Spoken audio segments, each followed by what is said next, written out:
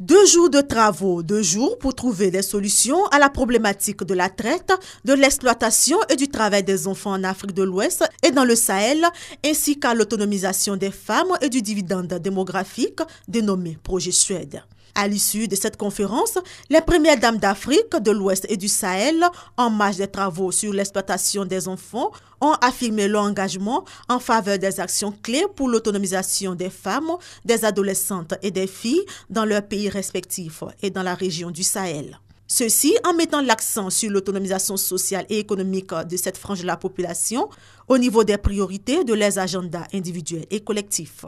Les premières dames d'Afrique de l'Ouest et du Sahel veulent également plaider pour un engagement politique croissant des gouvernements africains pour accompagner la mise en œuvre de la feuille de route de l'Union africaine. Une feuille de route basée sur l'exploitation du dividende démographique dans différents domaines, à savoir la promotion de la santé, de l'éducation, du genre, de l'emploi et de la gouvernance au profit des femmes, des adolescentes et des filles. Ainsi, l'exemple de la Côte d'Ivoire à travers la mise en place du Fonds d'appui aux femmes de Côte d'Ivoire FAFSI, la scolarisation et le maintien des filles à l'école, la création et l'accès à des emplois durables pour les filles et la lutte contre les violences faites aux femmes fait partie d'autant d'actions menées dans le cadre de l'autonomisation des femmes et des jeunes filles, selon la première dame Dominique Ouattara. Néanmoins, nombreux sont les défis qu'il reste encore à relever, selon elle.